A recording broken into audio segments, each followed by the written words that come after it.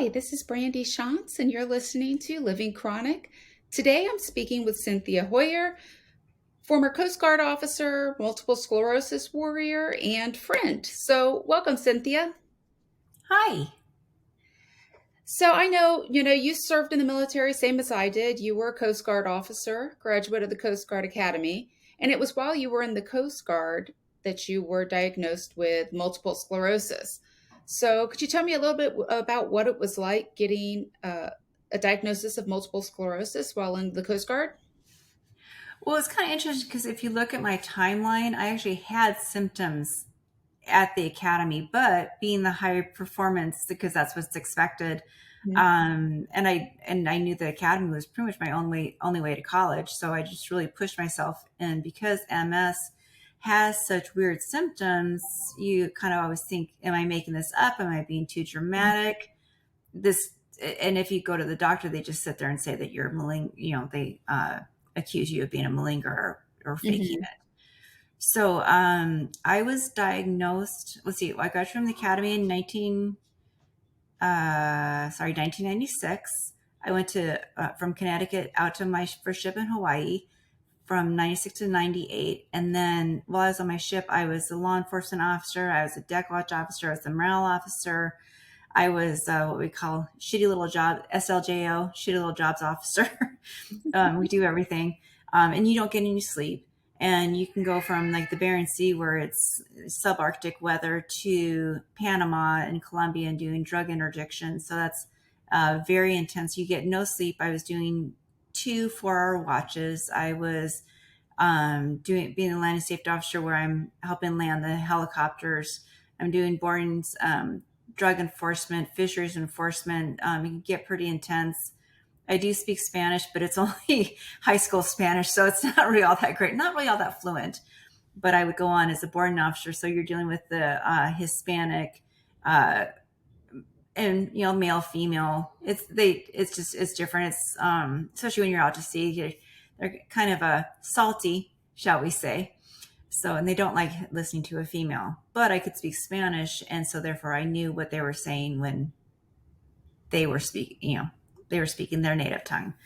Right. Um, so I And was I pretty speak successful. Farsi and always had to deal with men in Afghanistan who weren't expecting a woman to show up and be the one in charge. Yeah, dynamics, human Yes. dynamics. So I managed to get to flight school. Of course, now I'm down in Pensacola, so it's very hot, very, again, very, Are you giving the life story? Sam, I'm on a Oops, podcast. That's my son. He's 21. Um, but, so again, no sleep, high stress, new environment, a lot of information, a lot of boom, boom, boom, boom, a lot of high expectations. So that was 96 to 98. When I winged, I'm sorry, no, 96 to 98 is on the ship. 98 to 2000, I was at flight school. I went to Air Station Humboldt Bay in Northern California. And that's where I started. So I've been having all these crazy symptoms, but it really kind of came to a head when I was at Humboldt Bay. Again, I don't, I think full blown MS symptoms. I can look back, I definitely had it on my ship. My legs would just go numb. It was very hard to balance. And of course the ship is moving like this, so that doesn't help any. It's interesting. It probably makes it even more difficult because I think all of us have the same story. I've had symptoms for years before I got diagnosed, but I thought, it could be anything Yeah, or nothing. Maybe it's right. the ship rocking me. Exactly, because I mean, especially because we were a very narrow hull, so it wasn't like an aircraft carrier where it was the big old Bertha. It was like so and huge waves. Um, so I got to Humboldt Bay, and I just couldn't do it. My vision went from color to black and white. My memory just, Mhm. was just, it was just gone. It was just too much. I had bought a 1910 Victorian house. So I was remodeling that. I was single at the time. So I'm remodeling the house. I'm doing a lot of watch. I'm staying a lot of duty trying to get qualified in the aircraft under operations, make it operational, and as a communications officer. So a lot of stuff going on. And finally, I just couldn't handle it, and I resigned my flight status. And they tried to take away my wings, and I said, "But I haven't done anything wrong. Right. But I can't be here anymore." I said, "I'm not." I think it's one of the things I did learn at flight school is if you're not safe, you can't. It's Yeah, your duty. for the safety of everybody. Yeah, it's your duty to divulge or let people know. And of course, so I did tell my flight doc. He tried to. Oh, he said I was a malingerer. I need to get my act together, and he said that I had an alcohol problem. No, I mean I was drinking wine. I mean, you're in your early 20s, of course I you know I had a drinking problem in my early 20s. I drank all the time. yeah, but it wasn't like an alcoholic type of a Right. thing. It was, you get home and you're just like, you have some cheap rosé because you're like, whatever. Make yourself some dinner and get on with the day. Um, so it wasn't until Jason and I got married. Well, actually, if I can be honest, my dog ate my birth control pills. Oh gosh. Oh, Yes, that's hilarious. Of all the things to have, it's my a dog chocolate ate birth lab. control. So I came home, had my little bag of meds, put it on the coffee table, no big deal, and I go off to the restroom to read a magazine because I mean you're just like you're decompressing from the day at work. I came out and there was aluminum foil everywhere, and I'm like, Susie, no, because I thought she'd eaten my Hershey's chocolates, and I'm like, wait a minute, I don't have any. I'm like, The oh no. So Susie was very emotional about it. Just kidding, she wasn't. But I had a conference the next day in San Diego, and yada yada. Yeah, and that's surprise. how it happens. Yeah. So my fiance became my husband really quickly. So, but anyway, so that's kind of what happened. But and that's why I resigned my flight status was because I just realized I said it's just not worth fighting for. Do I want to go qualify for another helicopter? No. Do I want to go to a different air station? No. It was Coast Guard's small. My reputation was ruined. Um, I knew something was wrong, but I hadn't done anything wrong. I didn't break a helicopter. I didn't injure anybody. Something was going on. So Mhm. I got transferred down to Marine Safety Office, LA, Long Beach. Jason and I got married. Actually, Jason and I got married, and then I moved down to LA, Long Beach. We lived in Huntington Beach. My house didn't have air conditioning because it was a block and a half off the beach. So therefore, Well, that's true about California. My house in Monterey didn't have air conditioning. yeah. But in hindsight, maybe it would have been different if it had AC and I could rest and whatnot. But Mhm. anyway, so then I had Sam July 10th of 2001. And next thing we know, we had September 11th, and my awesome husband and new father got deployed. Mhm. And anyway, so I dropped him off on the way up. Excuse me. My started getting really numb on my right side, and then at a certain point, I went on a different road. It's one of the toll roads. It's around Dana Point toll road north to about Newport Beach. Anyway, so my right side was already numb. I felt it actually kind of like radiate across. And of course, the science major, I'm like, well, at minute 17, I started feeling symptoms. By the time I hit Newport Beach, my body was completely numb. Like the numb, tingly, shake it out like your arm went to sleep because it was at a funky angle. No big deal, right? So at that time, one of my girlfriends was watching Sam, so I went to go pick up Sam, and it was very scary. Yeah. I had a 4-month old, and we had a 2-story townhouse. How do you get upstairs? Because you can't hold on to anything. Yep. You don't really know what you're doing. I mean, you're a new mom, essentially with a newborn. A new And mom, husband's gone, new war. For those of yeah, us who remember September 11th, that was a very stressful time. yes, yes. The so that was Sunday. So on Monday, I went in and saw the flight surgeon. Um, and I had been talking. So my triage nurse, if you will, was a civilian nurse. God bless her, Lynn Ayres, and she was Scottish.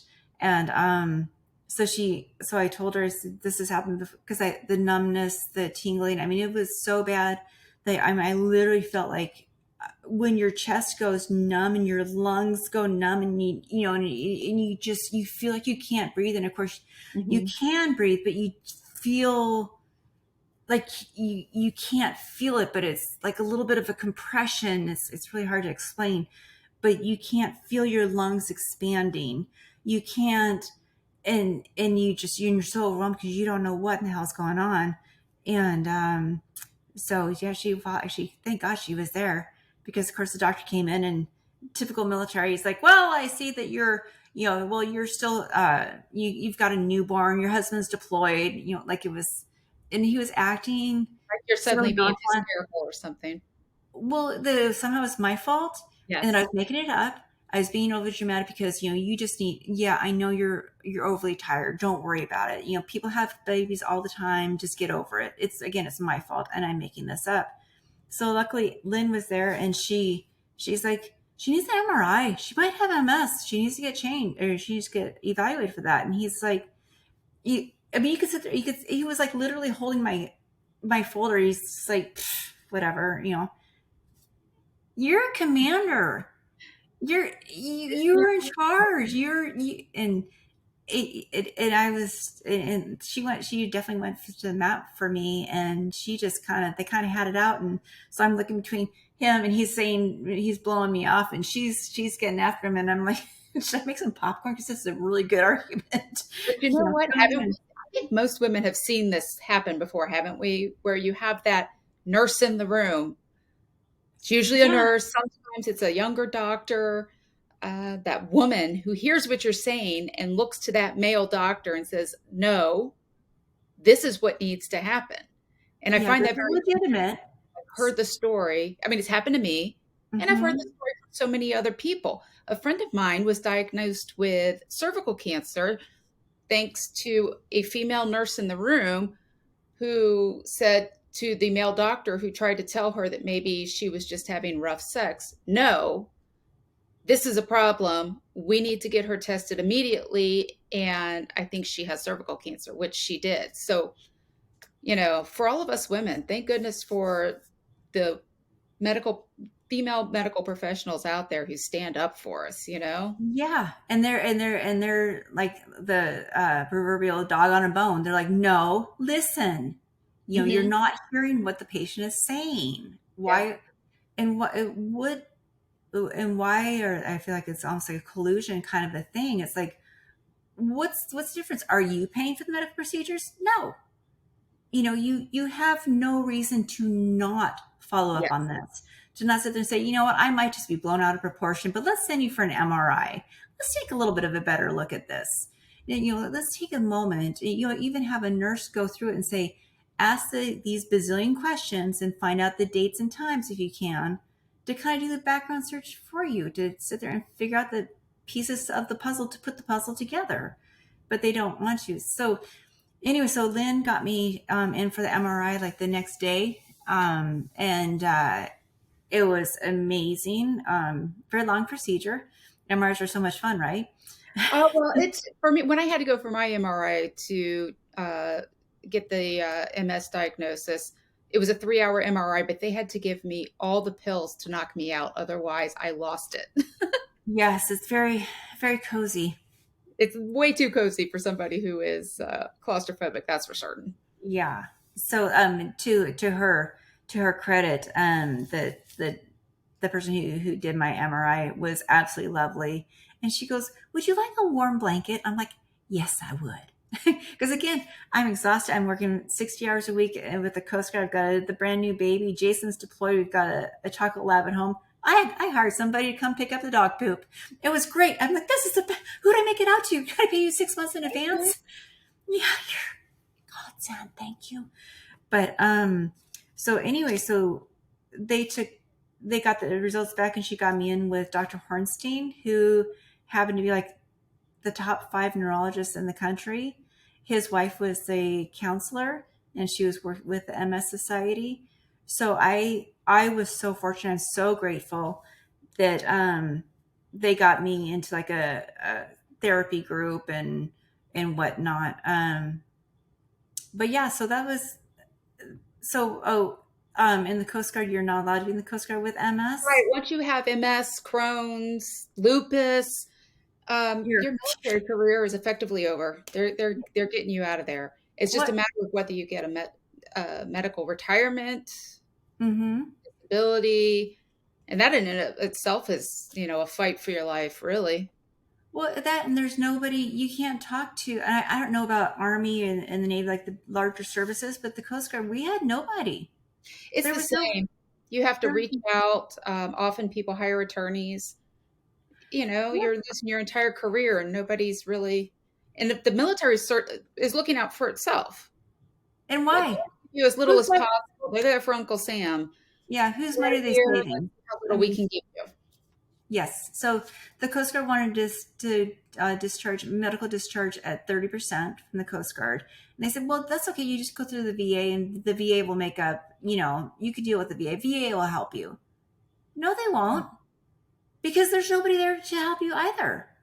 I mean, at that time, I think it's a lot better now. It is Unfortunately, much better after, today. after the Yes. war, and I mean, again, the Coast Guard was discharging me with 30% for MS, and right now, they're giving sounds sounds bad, but they're giving men with ED 30%. I'm like, Well, there's no real.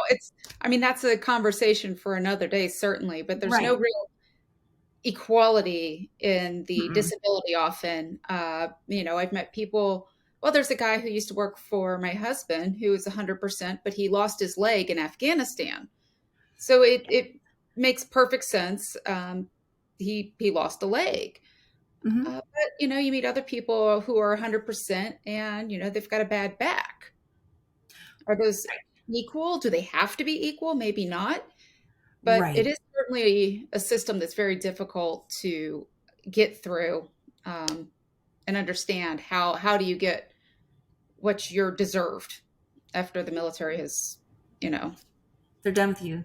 done done with your health. Yeah, yeah, I do believe that while there's no clear cause for MS or in a lot of other autoimmune diseases, but you have to sit there and look at the environment that we're in, but the atmosphere we were in, the Oh, absolutely. environmental, the um, everything, the holistic Well, we're environment you still were learning in, and about what different things have done to various service members over the years. We're still learning about Agent Orange from Agent Vietnam. Orange, and I now mean, the burn pits. Yeah, they're finally taking responsibility for that. That yeah, was years ago. those Well, were it's our still okay. parents. Yeah, Yeah. those were our parents when they were in their 20s. Yes, absolutely. Yeah. Yeah. It's amazing how long it takes to get some resolution, and in reality all we want is some modicum of our life back. Yeah. Something you can depend on, something you can build your life around. Medical, financial, emotional. Uh, where do you go? Who do you call? What's a trusted resource? And there's Yeah. nothing, and they just toss you out. And They'll do what they can to get rid of you for as cheap as possible. And like we were just talking about, I don't want to depend on marrying well for my life. I was an no. independent woman. You went through the Coast Guard Academy and became a Coast Guard officer. I went through Army ROTC and commissioned as an Army officer. I Hmm. wasn't exactly the woman going to class in my high heels and makeup and hanging outside the med school building hoping for, a nice marriage proposal by They, graduation. I was independent. I don't want right. to depend on my husband No, at all. because we want to stand on our own feet. And it's not like a man hater kind of a statement, but you want to be able to Absolutely support not. yourself. We don't want to depend on somebody, not No, because it's not who we are. We want no. to discover and challenge ourselves and go. And that's one thing I told Jason. He's been very supportive of me. He and I met at flight school. He's incredibly supportive, but I said I never wanted to be dependent. Not so much I didn't want to be dependent on somebody. I wanted to be independent. Independence is the key. That's exactly what I try to tell people when people have said to me over and over again, Well, you don't need to work. Your husband can take care of you. I say that's not the point. I need Yeah, something to fill my own life. I need to contribute to society, to contribute to our country, our culture, our population. It's very important to me to yeah, wake up in the morning with purpose. So, you know, giving me an ability to do that, I think is very important. yeah, exactly. I mean, this all goes back to self-esteem and your self-image and your drive. I mean, if not, when we get sick, if we didn't have that drive forward, then we would just sit there and stagnate. And then if you stagnate, we're what's gonna happen? Honestly, with Nothing that happens. detrimental how detrimental it is to your spirit and your No, body. and I'm convinced, I've been talking about it so much that your mental and emotional well being directly affects your physical well being. Oh And yeah. I can certainly say, obviously time is a factor. Hmm. Since I got off the medication, I had a reaction to, but also with the Crohn's disease, all of my health issues. When I am addressing my mental health and I'm getting my emotional health in a better place, my physical health improves at least somewhat. I Yeah, may not be, the healthiest person in the world, but there certainly is a correlation. sure, definitely. Yeah. Oh, so I was gonna say, so I ended up getting medically retired from the Coast Guard. Oh goodness, Yeah. January of '03. They admin screwed up my paperwork. They tried to get me out of my DD, was it DD 219? Mhm. Um, my DD. discharge 214. Thank you. It's been a while. I know. So I mean, when I was reading my DD 214, and I said, wait a minute, I said, am I being punked? And they look at me. I'm like, no, seriously. It says here I'm not even a high school graduate. Are you kidding me? How You did I know, get into the Coast Guard Academy? yeah. Although I did know somebody who was actually a high school dropout, just financial reasons for his family. He had to drop out to support his family. Smart guy, electrical engineer. Man, Sean was fantastic. But the information was all incorrect. My dates were off. My qualifications were off. My training was off. It just, and I was like, who? But if I hadn't actually like looked at it seriously, because my stepdad was actually a yeoman, so he was admin. I Hmm. just assumed, why would they have incorrect paperwork? It's But not that hard, it's not, but you know what? That's you probably know? one of the most important things I've learned in general in life when it comes to advocating for yourself, advocating for your health, advocating for your career, advocating for something you need in life. You've got to check the details because somebody else might not. And knowing the details and knowing what you are entitled to is so important and fighting to ensure it's done correctly. Yeah. And knowing which manual, because it says clearly on this page, on this second paragraph, third sentence, it says this is what I'm entitled to. And so why, for instance, they didn't allow me, or they just I had a lot of leave, but see, because I was sick in quarters, I didn't actually deserve that leave of two and a Well, half that's not days how the military a month. works. Yeah, so they took it back and they paid me, but they didn't give me the housing allowance for 2.5 months. And in Southern California, that's kind of pivotal. So that's, you figure that's, gosh, 25, probably 3,000 a month. You know So what that, I find this crazy, and other military will probably think the same. I'm sure civilian, because in the civilian community, if you don't work, generally speaking, you don't get paid. mhm. But in the military, how many people get to go when there are usually a captain, maybe a junior major, get to go to graduate school and just go to school every day and have fun while getting paid as a full-time captain or major? I know it's awesome. It is one of the greatest benefits of the U.S. military. But Yeah. to think that there's people, right now as we're doing this, there are people who are already out of class Mhm. and being paid as a major, even though they're now sitting at the Starbucks with a friend having a coffee. But although I can say this though, I mean, we were actually discouraged from Jason. Jason was discouraged from going to Naval Post Grad School in Monterey when he was in, because that was going to kill his career, Oh no, that's and a you don't want to do that. oh, And so a couple of our peers, got to go to Monterey, and somehow they still made lieutenant colonel. Yep. So I'm like, we could have really used that time, but It is a nice time, especially after deployment. yeah. So I mean, we were doing the deployment. So he did 5 deployments in 6 or 7 years, and just it was just one after another. And so Yeah. I think one of your questions was going to be, what would I do differently? I would have advocated for MS. I would have sat there and said, I can't do this. And you have to listen, because not only can't I do it, like I can't be out in the heat, and I can't, and I don't care if I'm in the shade or not, because my body's going, no, you need to get Well, back in your air conditioning that's and I do drink always ask some, people, what do you wish you knew when you were first diagnosed? fight for And myself. yeah, fight for it. Be honest. Say, Don't You're not wrong. If you're feeling a no. certain way, you're feeling it.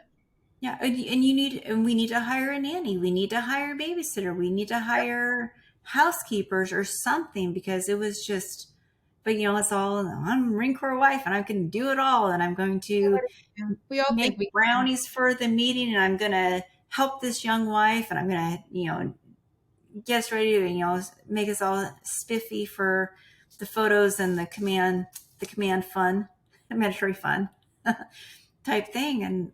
And I can barely walk because I'm just so exhausted and I'm dizzy, and I just, yeah, it was awful. It was so hard. And Jason, I think that he knew that I was sick, but I don't think it wasn't until I said, we were actually in San Francisco. We were at the Marine Corps Memorial Hotel, and they were walking a block and a half ahead of me. And he's like, "Well, come on, let's go. It's downhill. Why can't you walk any faster?" He said it nicely, so that's why he's still alive. But I said, "I literally can't make my legs go any faster. I'm a cross country runner. I played soccer and also all these other things. I can't make my Yeah. body do this. It just won't." I think that's one of the most important lessons to learn, and it's probably the most difficult. Acknowledge that, you know what, I'm sick and I can't do this today, and that's fine. Yeah, yeah. So I'm sorry. I know I'm getting off track. So what It's would you like okay. to ask Actually, you me? came right back to it so well, because that is the question I like to ask everybody, because I think it's important to put all of these things together. What do we all wish we knew when we were first diagnosed, or, when you first became a caregiver, or when you first got involved, with whatever you're involved with? Because the lessons are important ones, and unfortunately, it takes all of us sometimes many, many years to learn some of them. So Hmm. I think that's important. And you did advocate well for yourself getting out of the Coast Guard. But it took years to It, do it, that. it's tough And work. then, well, and then also one thing I also want to say to advocate for is the Social Security disability is, so we did, oh goodness, 3 or 4 tour. He did 3 or 4 tours, I should say. By the Mhm. time I got out of the Coast Guard and moved down to Oceanside, we bought a house. We'd already had Sam. So Sam was about 3.5 years old when, well, he was about 3 when we decided to have the second child, Emma, and she was born. So he deployed, and he was supposed to be back like the beginning of December. She was due December 23rd. He came back in April. We were supposed to move to, and so, yeah. Ah, so not only did he make the birth, she was 4 months old when he met her. That was after six. It would have been 6 months Yes. Military of when she service. was born, and he showed up 4 months after that. So sold the house, moved across country. We were in down in Stafford, which is right by Quantico, and Jason was working at Quantico, and my neurologist there was, he was a very good doctor, and but he was a previous military doctor, a civilian military doctor. So I was like, but I was having one exacerbation after another. I was on betaseron, which is a subcutaneous shot. It's every other day, but it hurt.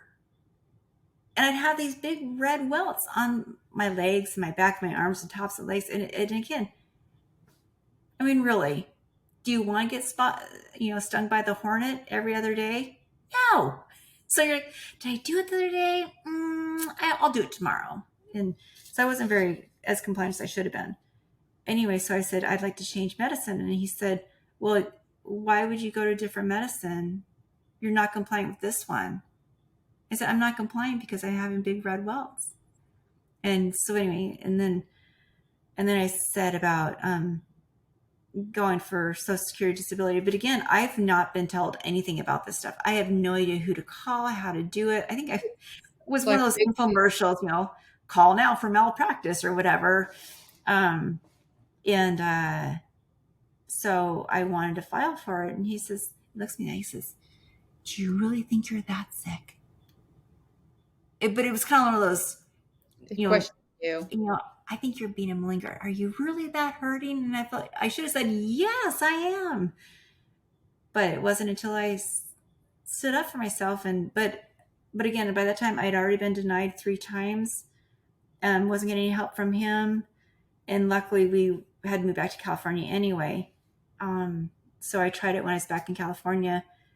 My doctor there, he's like, well, and of course I hadn't kept any of the paperwork because again, my life is just like, it's crazy. I've got a 1-year-old, I've got a 4-year-old starting kindergarten. I'm trying to be class mom. I'm trying to be the awesome Marine Corps wife and everything. I'm just so overwhelmed and exhausted. But I mean, it's, the exhaustion, it's not just a normal, oh, I need to nap. I'm falling asleep on the stairs. Yes. Who does We that? all know about falling asleep in random places. Exactly. You're like, oh, I'm just gonna lay down here. But anyway, it wasn't until there I actually ended up hiring a lawyer.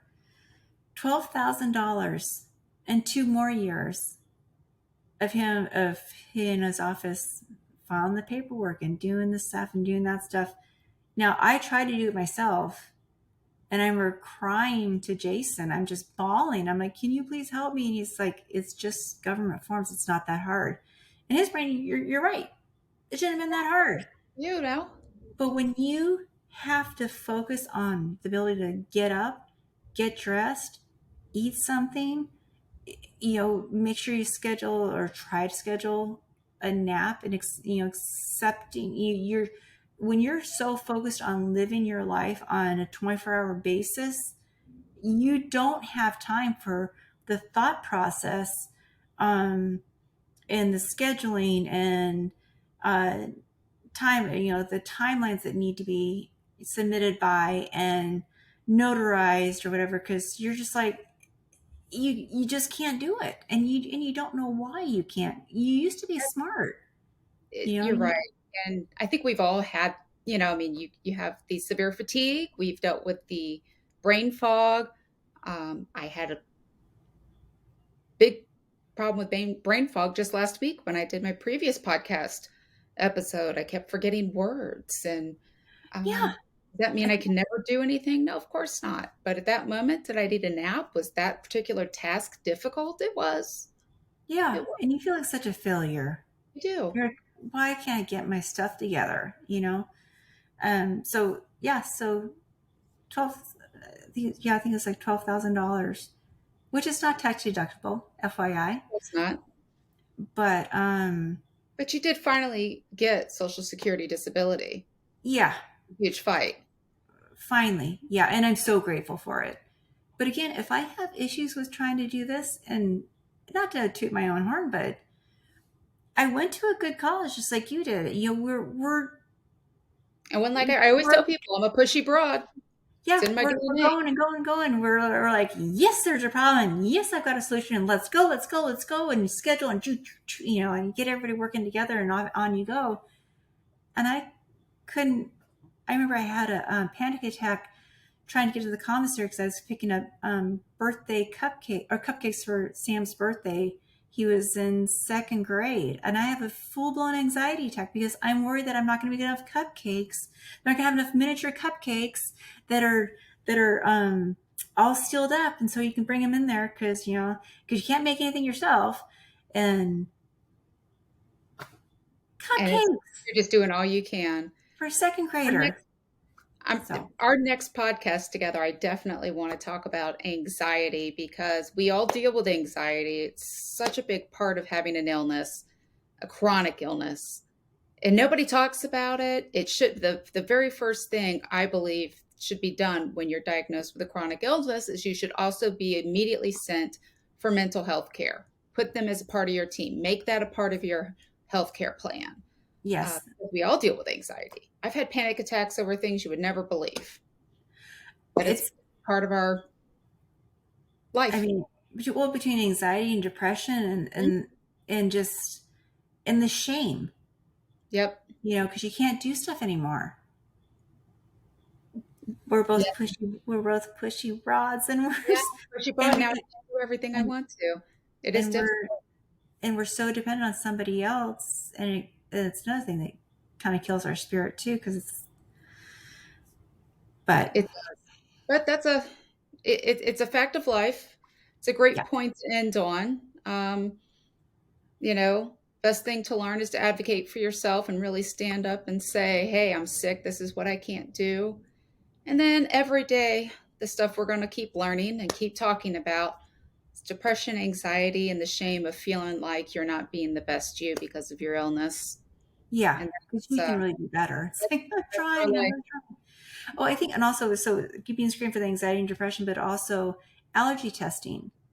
And why not? It sounds really silly, but why not just hand stuff out to saying, you know what? Why don't you just try the elimination diet? If you wanted to do it, this is Now, how that you was one would. thing they had me do up front, I will say. I mean, because I don't know how to do that stuff. Why not sit there and say, you know what? Again, the little double asterisk, Yeah, part of the care team. you might maybe look into this. It could help, it may not. I don't know. It's Other all a people part have been of the care successful team. for it, and just makes you We have understand your body a little bit more. the nutritionist, the Yeah. exercise science, the mental health, the rheumatologist or the neurologist or the gastroenterologist, whoever it is that you need to see for your physical. You know, it's Hmm. all part of a team. And that's ultimately what we're trying to get at.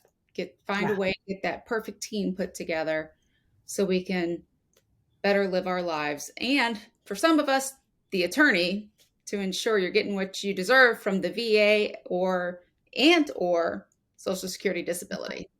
Well, and also I was going to say, because sometimes, I don't know about you, but sometimes you feel like you're chasing your tail.